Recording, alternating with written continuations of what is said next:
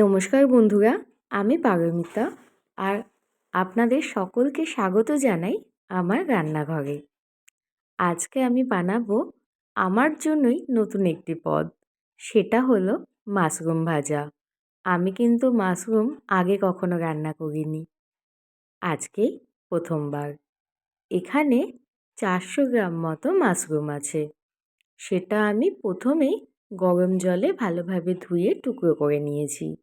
আর নিয়েছি 4 piece baby corn, সেটাও কুচিয়ে নিয়েছি। আর আছে আধখানা ক্যাপসিকাম, সেটাও কোচানো। আর নিয়েছি কয়েক টুকরো রসুন আর আদা, সেটা আমি ভালোভাবে থেতো করে নিয়েছি। তাহলে চলুন এইবার রান্নাটা শুরু করা যাক। প্রথমে আমি খানিকটা তেল গরম করে নিয়েছি। এখানে 4 চামচ মতো সর্ষের তেল আছে। তেলটি ভালোভাবে গরম হয়ে গেলে দিয়ে দিয়েছি 3টে মাঝারি মাপের পেঁয়াজের কুচি। পেঁয়াজটা ভালোভাবে ভাজতেই দিয়ে দিয়েছি আদা রসুনের থেঁতো। আদা রসুন থেঁতোটা দিয়েও আমি ভালোভাবে ভেজে নিচ্ছি। মাশরুম খেতে কিন্তু খুবই ভালো লাগে।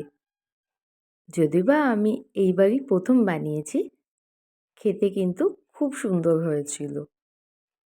আচ্ছা, এইবার দিয়ে দেব বেবিকর্ন আর ক্যাপসিকাম। এটাও আমি পেঁয়াজের সাথে ভালোভাবে ভেজে নেব।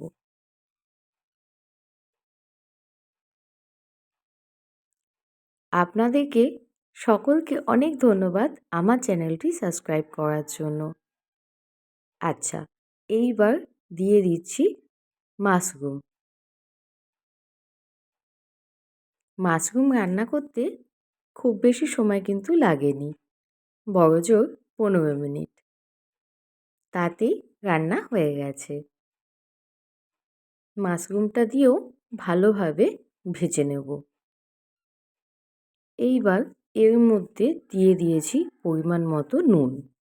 এখানে আমি 2 চামচ মতো নুন দিয়েছি। আপনারাও আপনাদের রান্নার পরিমাণ মতো নুন দিয়ে দেবেন।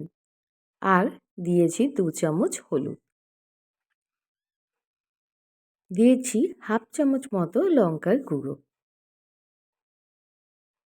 ব্যাস, তাতেই বেশ সুন্দর একটা রং এসে গেছে।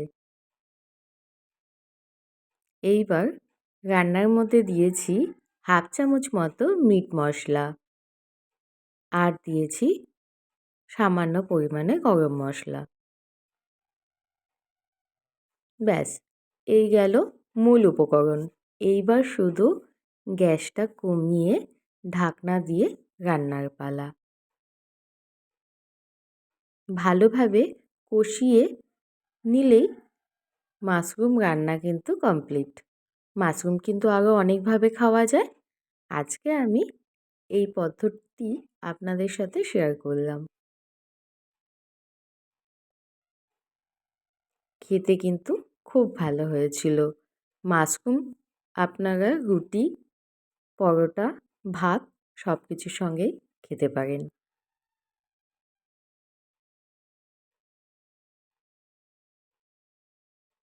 বারে বারে ঢাকনা দিয়েই আমি রান্না করছি। তাতেই মাশরুম থেকে যে জল বেরোচ্ছে, মাশরুম তাতেই সেদ্ধ হয়ে যাচ্ছে।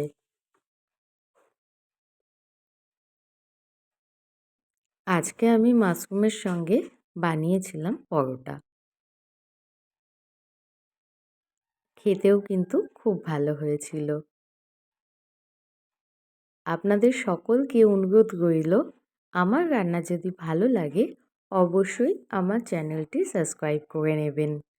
আর আমার চ্যানেলের অন্য রান্নাগুলো দেখার জন্য অবশ্যই আমার চ্যানেলটি ফলো করবেন। চলুন, আমার কিন্তু মাশরুম রান্না কমপ্লিট। এইবার খানিকটা পরোটা আমি বেলে নেব। আপনারাও চাইলে বাড়িতে এইভাবে মাশরুম বানিয়ে নিতে পারেন। খেতে কিন্তু খুবই ভালো হয়।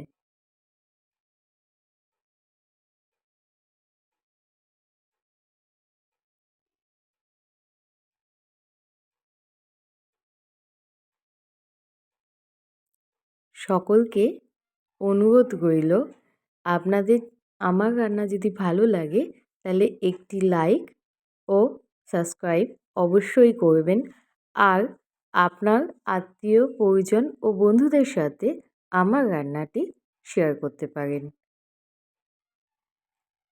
সকলকে অনেক ধন্যবাদ আমার পাশে থাকার জন্য। পরোটার সাথে খেতে কিন্তু খুবই ভালো লাগছিল। আর আমার ছেলের তো খুব পছন্দ হয়েছিল। তাহলে দেখা হবে আপনাদের সাথে আবার অন্য কোনো ভিডিওতে। ভালো থাকবেন, সুস্থ থাকবেন আর আমার পাশে থাকবেন। নমস্কার।